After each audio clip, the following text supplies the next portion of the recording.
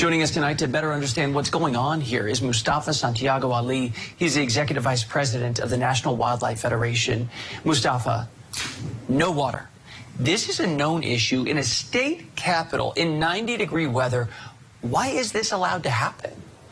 Well, it shouldn't be allowed to happen not only in our country, but anywhere across the planet.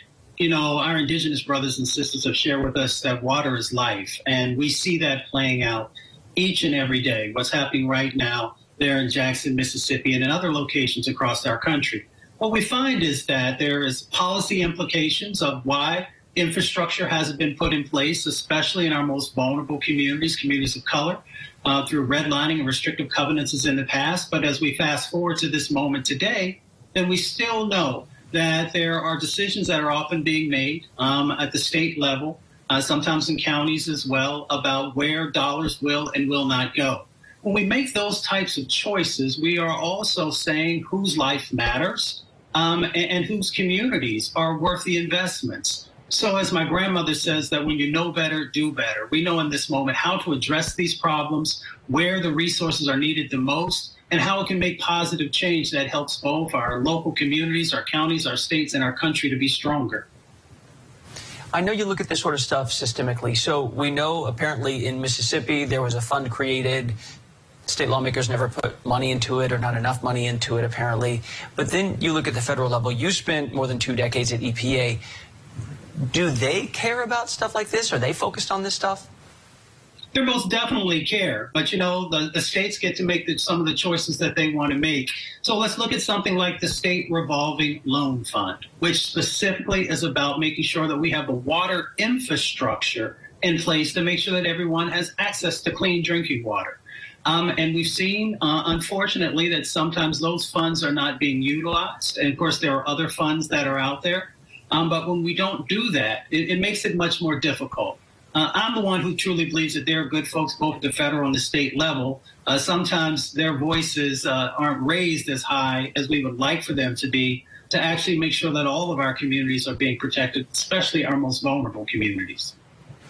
Do you think that one of the hobbling elements is just that talking about pipes, talking about how turbidity in water is just not that exciting? Like, what is the core issue, do you think? Well, we always got to bring it down to everyday folks. I have a formula that I've used my entire career, and it is that if Mrs. Ramirez or Mr. Johnson or Mr. O'Leary doesn't get it, then, you know, we've got a lot more work to do. You know, when we have some of the air pollution that we often see, you know, folks can visually see that. They can feel the impacts when they breathe it into their lungs. When we're dealing with water quality issues, unless there's something on the surface, there can be, you know, it sometimes doesn't resonate as much, but it can be as equally deadly. The governor of Mississippi, Tate Reeves, said this on Monday. Until it is fixed, it means we do not have reliable running water at scale. It means the city cannot produce enough water to fight fires, to reliably flush toilets, and to meet other critical needs. So, Mustafa, critical needs unmet. And you kind of brought this up. We see chronic issues in many heavily like Native American, Hispanic, Black, rural communities. Does it come down to a lack of money in your mind and political experience? Is it a lack of political power? These things are festering. They're falling apart.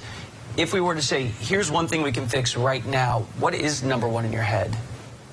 Well, number one in my head is making sure that our most vulnerable communities, and we know who those communities are, where they are. There are tools. The environmental justice mapping tool, you can actually go and type in lat longs or zip codes, and it will actually begin to light up where there are areas where our most vulnerable communities are. So we should zero in on making sure that they have the infrastructure and resources that are necessary to protect their lives, to make sure that they're not getting sick, and to make sure at the same time that we are preparing for what we've seen playing out right now with the climate crisis. So I would zero in on that. We can rebuild our water infrastructure. As we said earlier, there are dollars that are just sitting there that have not been utilized, and that's nonsensical. We know that water and clean air are basic amenities, along with food and shelter.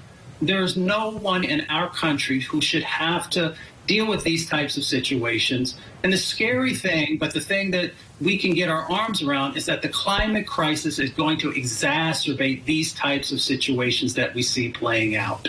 We know that in Black and brown, indigenous and lower wealth white communities, that we have crumbling infrastructure. And in some locations, we have non-existent infrastructure. We can't change the things that happened historically, but we can embrace our power in this moment and do the right thing and make sure that all of our communities are protected. Mustafa Santiago Ali with the National Wildlife Federation. Thank you so much. Thank you.